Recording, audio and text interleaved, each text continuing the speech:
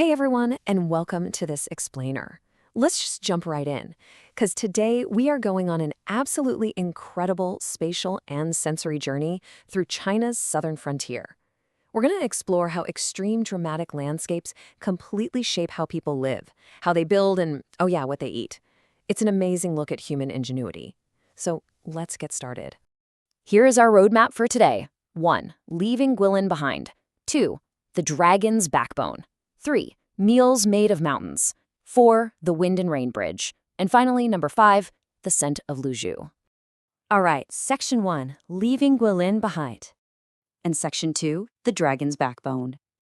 Okay, so if you know this part of China at all, you're probably picturing Guilin or Yangshuo, right? You know, the winding rivers, those iconic limestone karst peaks. Well, scratch that, because on this journey, we are turning north and leaving those river landscapes completely behind. We're heading up into the steep mountain valleys of Guangxi to the terraces in Longsheng. And guys, the sheer scale of the human effort here is just mind-blowing. We are at an elevation of roughly 3,300 feet. That's over 1,000 meters up. Flat land up here was incredibly scarce, so generations of the Zhuang and Yao peoples literally transformed the mountains. They engineered this massive, intricate water system cascading down from the high peaks. And right before the autumn harvest, these layered terraces turn this brilliant golden yellow. From a distance, they look exactly like the shimmering scales of a massive resting dragon flowing across the mountainside. It is an absolute masterpiece of ancient agricultural engineering. It really is a perfect blend of agriculture and natural beauty. Honestly, it shows how human survival can actually harmonize with the environment instead of destroying it. Take the Wanglou Yao village, for example. It sits right there peacefully on the banks of the Jinsha River, seamlessly integrated into the hillside. You could hike around here for hours and just be surrounded by these amazing, layered views where the centuries-old village and the terraces feel like one giant living organism. Moving right along to section 3, meals made of mountains. You know, a unique high-altitude environment like this doesn't just dictate where you build your house, it literally shapes what's on your dinner plate. Let's talk about a famous local staple known simply as bamboo rice. The cooking method here is so simple but completely ingenious. Locals chop a freshly cut tube of bamboo, stuff it with local sticky rice, throw in some bacon or chicken, maybe some vegetables and a little ginger, add some water and seal it all up. Then they just cook it right over an open fire. Give it about 30 minutes, crack it open, and you've got this incredibly sticky, savory rice that has literally absorbed the fresh, earthy flavors of the bamboo casing. The really cool part here is the direct connection between the landscape and the food. Up in these mountains, the environment is literally your kitchen. The forest provides the bamboo cooking vessel, the fire is your stove, and the mountain provides the ingredients. It's basically the ultimate example of hyperlocal sustainable living centuries before it was a trendy buzzword. All right, section 4, the wind and rain bridge. Let's follow our journey a bit deeper into the Sanjiang region. We're transitioning from the agricultural genius of the Yao and Zhuang peoples to an absolute architectural marvel built by the traditional Dong communities. Spanning the Longji River is the Chengyang Yongji Bridge. Now, this is a classic wind and rain bridge. Basically, it's a highly functional, covered wooden structure. But it does way more than just help you cross the water. The covered rooflines and pavilions actually protect travelers from the elements, the harsh sun, the pouring rain, and fierce winds. Because it offers such great shelter, it naturally evolved into a central hub for Dong community life. It's a place to pause, meet up, and gather. It's architecture doing double duty as a community center. And the story of how it was built is a total testament to that community spirit. They started building it in 1912 and didn't finish until 1924.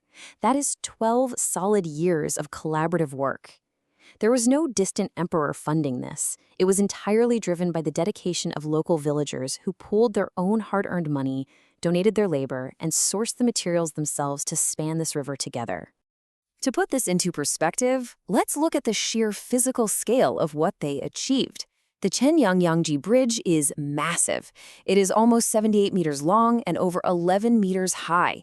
It's got 3 great stone piers and 5 stunning multi-tier tower pavilions with these cool, gorg-shaped tops. It's actually so magnificent that it officially ranks as one of the 4 great historical bridges in the entire world.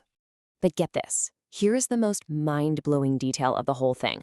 The entire wooden structure spanning those massive stone piers uses a traditional Chinese architectural technique called sunma.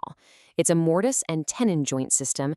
They use these inverted trapezoidal wooden beams that interlock so seamlessly and distribute weight so perfectly that the entire upper structure was built completely without a single nail. 0 nails. Just absolutely masterful, perfect wood joinery. It's wild to think about. Okay, let's hit our final stop, Section 5, the scent of Liuzhou. We are shifting gears entirely right now. We're leaving the winding mountain roads of Sanjiang behind, hopping onto China's incredibly fast, modern high-speed rail network, and arriving in the bustling city of Liuzhou. Welcome to the home of Luosifen. This is a famous river snail rice noodle soup, and let me tell you, it has exploded in popularity all over China and across Asia. It is incredibly delicious, but the very first thing you're going to notice, honestly, sometimes from a whole kilometer away, is its intense, pungent smell. Look, some foods welcome you gently. Luosifen practically challenges you at the door. So what's in this ultimate umami bowl? First, you've got rice noodles swimming in this incredibly rich, notoriously difficult to make broth made from authentic river snails and pork bones. Then it is just loaded up with peanuts, fresh morning glory, and a serious hit of chili oil. But a quick pro tip, pay attention to the fried tofu skin. It's light and airy, perfectly designed to act just like a sponge, soaking up that spicy, savory snail broth so every single bite bursts with flavor. All right, let's address the elephant in the room, that smell. The really fascinating contrast here is that the intense, pungent aroma doesn't actually come from the river snails at all.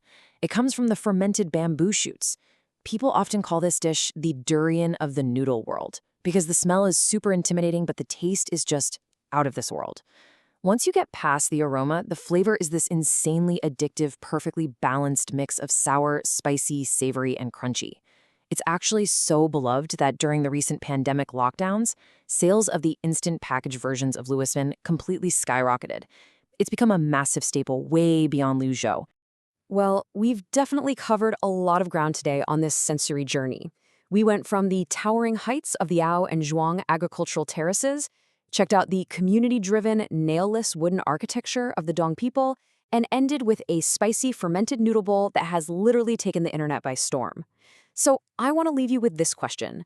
Which part of Guangxi's heritage would you experience first? The dragon scales, the nailless bridge, or the bowl of fire? Thank you so much for joining me on this explainer, and I'll catch you in the next one.